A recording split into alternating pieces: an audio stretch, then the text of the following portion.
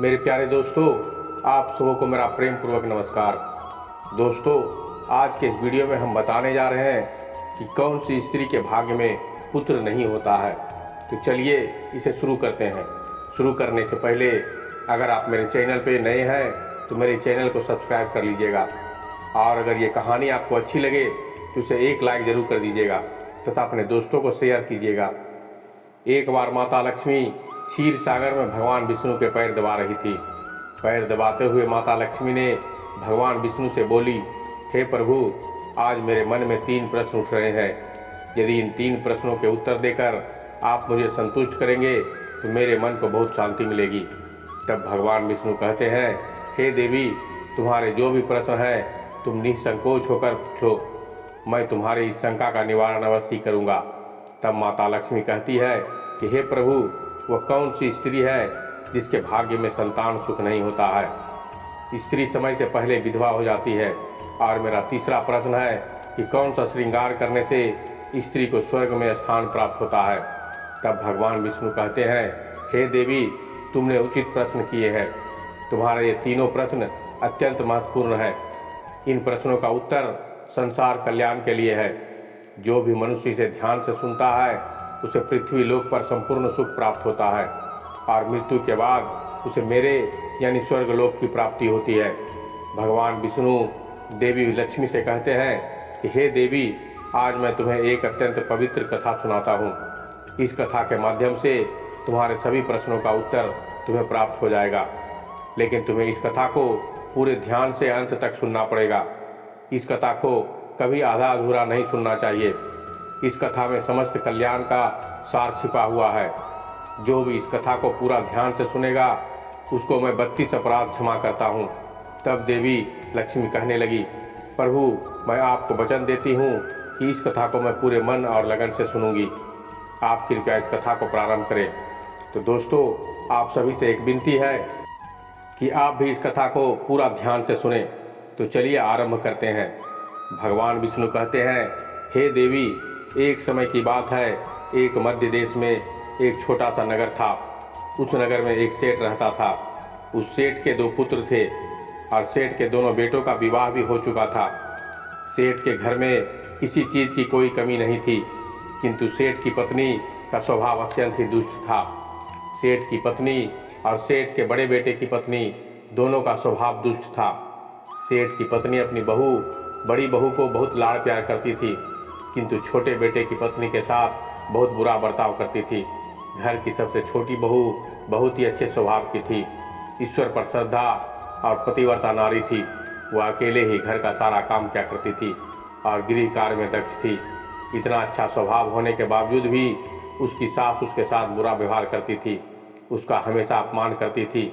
इसके पीछे का कारण बस इतना था कि बड़ी बहू को एक पुत्र था और छोटी बहू ने एक पुत्री को जन्म दिया था।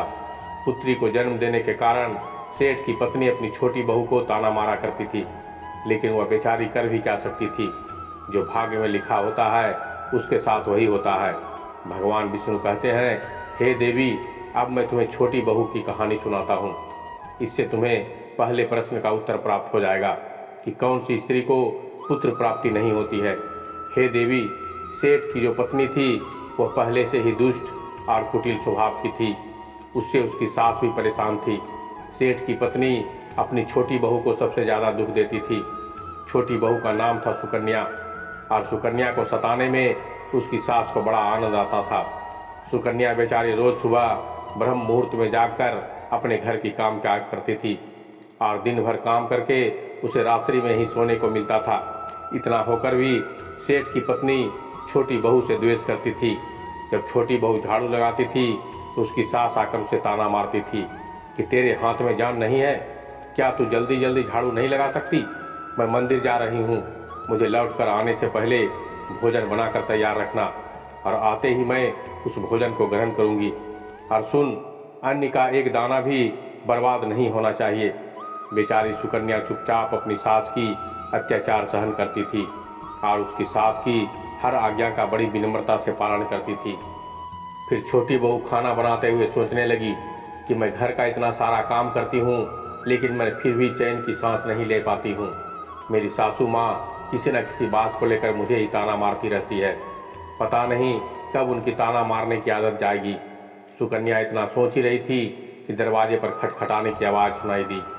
छोटी बहू ने सोचा, अभी तो भोजन तैयार भी नहीं हुआ है, लगता है मेरी सासू माँ आज जल्दी लौट आई है, अब वह फिर से ताना मारेगी। तब सुकन्या ने दरवाज़ा खोली तो उसने देखा कि द्वार पर एक सन्यासी खड़ा है।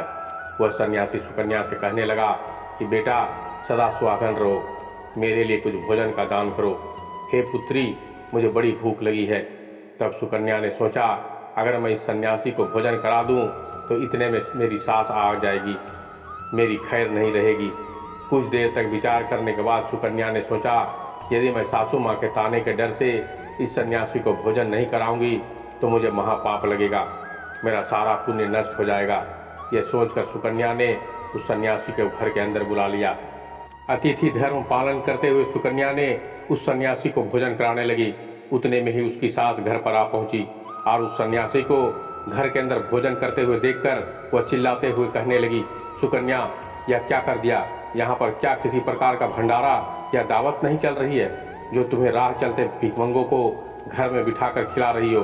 सुकन्या ने अपनी सास से बड़ी विनती से की, लेकिन सुकन्या की सास ने बहू की एक नहीं सुनी और उसकी सास ने उस सन्यासी को घर से बाहर निकाल दिया और उसके भोजन को उठाकर कचरे में फेंक दिया। उसके बाद वह सास सुकन्या पर गुस्सा करने लगी, और दुष्ट औरत, मैंने तुम्हें कहा था कि अन्न का एक दाना भी बर्बाद नहीं होना चाहिए, लेकिन तूने क्या क्या, अभी भिखमंगे को इतने सारा भोजन दे दिया। सुकन्या डरते डरते बोली, सासू माँ, मैंने सन्यासी को अपने हिस्से का भोजन दिया है, इसमें आखिर इतना गुस्सा होने की क्या बात है? द्वार पर आए अतिथियों को कभी खाली हाथ नहीं भेजना चाहिए। ऐसे शास्त्र कहते हैं कि सुकन्या की सास ने उसे बहुत डांटा। दोनों के बीच कई देर तक बहस हुई और सुकन्या के दुष्ट सास ने गुस्से में आकर सुकन्या को धक्के मारकर घर से बाहर निकाल दिया और घर का दरवाज़ा बंद कर दिया। सुकन्या देर तक घर के मुख्य द्वार के सामने खड़ी रही और बाहर से अपनी सास को आवाज़ देने लगी। सुकन्या की सास ने एक नहीं सुनी और उसे घर की कुंडी भी लगा दी। फिर सुकन्या दुखी और उदास होकर अपने मायके की ओर निकल गई। मायके जाने के क्रम में बड़ा जंगल पड़ता है। सुकन्या भूखी प्यासी रहकर उस जंगल के रास्ते पर से चलने लगी। तभी उसी समय अचानक जोर जोर से बादल गरजने लगे और मूसलाधार बरसात होने लगी। बारिश से बचने के लिए सुकन्या एक वृक्ष के नीचे जाकर खड़ी हो गई। वहाँ पर सुकन्या ने देखा कि पेड़ के नीचे से कोटर बना हुआ है। फिर वह बिना देरी किए जल्दी से उस कोटर में घुस गई। कोटर में जाने के बाद सुकन्या ने देखा कि अंदर कोई साधु महात्मा बैठे हुए हैं। वह सन्यासी कोई और नहीं बल्कि वह भगवान विष्णु ही साधु का रूप धारण करके बैठे हुए थे। जब उस साधु ने उस सुकन्या को देखा तो बोले, हे पुत्री, तुम इस घने जंगल में अकेली क्या कर रही हो? रोना बंद करो, मैं तुम्हारे बारे में सब कुछ जानता हूँ। तुम्हारे ससुराल वाले अत्यंत दुष्ट स्वभाव के हैं और वे तुम्हें बहुत दुख देते हैं। इसका कारण केवल बस इतना ही है कि तुम्हें पुत्र की प्राप्ति नहीं हुई है। पुत्री को जन्म देने के कारण तुम्हें तुम्हारी सास के ताने सुनने पड़ते हैं। हे पुत्री, तुम चिंता मत करो, मैं तुम्हें एक पर्ची देता हूँ। इस पर जो भी उपाय लिखा हुआ है उस समय पूरे मन से पूरे साथ फिर तुम एक भगवान गुणवान पुत्र की प्राप्ति होगी। फिर सुकन्या ने वह पर्ची ली और वह साधु वहाँ से अचानक से गायब हो गए। यह चमत्कार देखकर सुकन्या बहुत प्रसन्न हुई और जब बारिश रुकी तो सुकन्या का पति उसे ढूंढते हुए उस स्थान पर पहुंचा। सुकन्या ने अपने पति को सारी हकीकत बता दी और फिर दोनों ने ही घर वापस ना जाकर उसी जंगल में रहने का निर्णय लिया। वहीं पर रहते हुए एक दिन सुकन्या के मन में पुत्र प्राप्ति का ख्याल आया। वह मन ही मन सोचने लगी, यदि मेरा कोई भी पुत्र होता तो आज ससुराल में मुझे बहुत ज़्यादा इज्जत मिलती। तभी सुकन्या को उस साधु के द्वारा दी हुई पर्ची की याद आई और फिर जब उसने वह पर्ची खोलकर पढ़ा तो उसने देखा कि उस स्त्री पुत्र की प्राप्ति कामना रखती है। उसे रात्रि में अपने पति के बाएं तरफ सोना चाहिए। ऐसा करने से कुछ समय बाद में बाईं करवट लेटने से नाक का दाहिना स्वर और दाहिनी करवट लेने से नाक का बायां स्वर चालू हो जाता है। फिर जब पुत्र की इच्छा होती है तो उसी स्थिति में मिलन से पहले यह निश्चित कर लेना चाहिए कि पुरुष का दायां स्वर चलने लगे और स्त्री का बायां स्वर चलने लगे और उसी समय गर्भ धारण किया जाना चाहिए। ऐसा करने से निश्चित ही पुत्र की प्राप्ति होती है। इसके विपरीत नाक के स्वर चलने से पुत्री की प्राप्ति होती है। उस पर्ची में आगे लिखा हुआ था कि मासिक धर्म शुरू होने के बाद पहले 4 दिनों में पुरुष के साथ मिलन करने से पुरुष को रगड़ता प्राप्त होता है और 5वीं रात्रि में मिलन करने से पुत्री की प्राप्ति होती है तथा 6ठी रात्रि में मिलन करने से पुत्र रत्न की प्राप्ति होती है। 7वीं रात में मिलन करने से बंध्या पुत्र प्राप्ति होती है। 8वीं रात्रि में मिलन करने से बलशाली पुत्र की प्राप्ति होती है। 9वीं रात्रि में मिलन करने से सुंदर कन्या की प्राप्ति होती है तथा 10वीं रात्रि में मिलन करने से विद्वान और अतिश्रेष्ठ पुत्र की प्राप्ति होती है। 11वीं रात्रि में मिलन करने से सुंदर आचरण वाली कन्या की प्राप्ति होती है। 12वीं रात्रि में मिलन करने से गुणवान पुत्र होता है। 13वीं रात्रि में मिलन करने से लक्ष्मी स्वरूपा पुत्री होती है। 14वीं रात्रि में मिलन करने से गुणवान, बुद्धिमान तथा बलवान पुत्र होता है।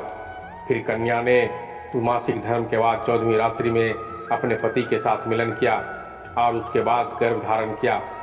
फिर दूसरे दिन सुकन्या का पति जंगल में लकड़ी काटने के लिए निकल चला और सुकन्या घर पर पड़ी रही।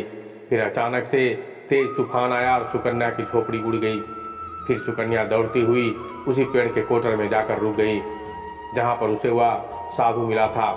सुकन्या वहाँ अपने पति की राह देख रही थी कि अचानक वहाँ पर 2 राक्षसी आ गई। वह राक्षसी अत्यंत मायावी थी। फिर उन्होंने उस कोटर के साथ पेड़ को उड़ाकर एक ऐसे स्थान पर चली गई जहाँ पर बहुत सारा सोना था। जब सुकन्या ने यह दृश्य देखा तो सुकन्या पेड़ के कोटर में ही छिपी रही। जब वह राक्षसी भोजन की तलाश में गई तो सुकन्या ने उस स्थान पर से बहुत सारा सोना उठा लिया और उसे कोटर में भर लिया। जब वह राक्षसी लौटी तो फिर से पेड़ पर बैठकर वह उस पेड़ को उखाड़कर उसी जंगल में आ गई। राक्षसियों के जाने के बाद सुकन्या वह सारा सोना लेकर अपने पति के पास चली गई और उसे वह सारा सोना दे दिया। फिर पति और सुकन्या दोनों अपने ससुराल में लौट गए।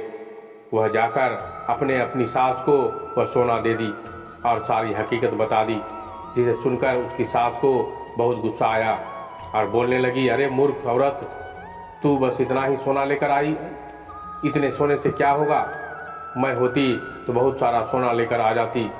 फिर उसकी सास भी उस जंगल के कोटर में जाकर छिप गई और राक्षसियों की राह देखने लगी। तभी वह 2 राक्षसी वहाँ पर आई और फिर उन्होंने उस कोटर को उड़ाकर एक बर्फीले पहाड़ पर ले गई। यह देखकर सास बहुत क्रोधित हो गई और बोलने लगी, ये कहाँ लेकर आ गई हो तुम? यहाँ तो बस बर्फ ही और मिट्टी है। तभी राक्षसियों ने उसकी आवाज़ सुनी और देखा तो एक बूढ़ी औरत पेड़ के कोटर में छिपकर बैठी हुई है। फिर उन्होंने उस सास को बाहर निकाला और उस बर्फीले पहाड़ पर फेंक दिया। जमीन पर गिरते ही उसकी मौत हो गई। उधर सुकन्या बड़े आनंद के साथ रह रही थी, लेकिन सुकन्या की सास कभी नहीं लौटी। तो सुकन्या ने जाकर उस कोटर में देखा तो वहाँ पर उसकी सास नहीं थी। उसे समझ में आ गया कि लालच के कारण उसके सास की मृत्यु हो गई है। भगवान विष्णु कहते हैं कि हे लक्ष्मी, जिस स्त्री को पुत्र प्राप्ति की कामना होती है उसे मैंने सुकन्या को दे दी। पर्ची में बताए गए उपाय जरूर करते हैं। तुम्हारा दूसरा प्रश्न यह था कि किस कारण से स्त्री जल्दी विधवा हो जाती है। तो जो स्त्री अत्यधिक लालची या लालच करती है वह स्त्री जल्दी विधवा होती है, और जो स्त्री चरित्र का गहना पहनती है उसे मृत्यु के पश्चात स्वर्ग की प्राप्ति होती है। एक स्त्री को अपने चरित्र का त्याग कभी नहीं करना चाहिए। तो दोस्तों, इस प्रकार से भगवान विष्णु ने माता लक्ष्मी को यह कथा सुनाई थी। उम्मीद है आपको यह कथा पसंद आई होगी। वीडियो को लाइक जरूर करें और कमेंट में जय माँ लक्ष्मी, जय श्री कृष्ण जरूर लिखें। साथ ही चैनल को सब्सक्राइब करें। आप सभी को धन्यवाद। नमस्कार।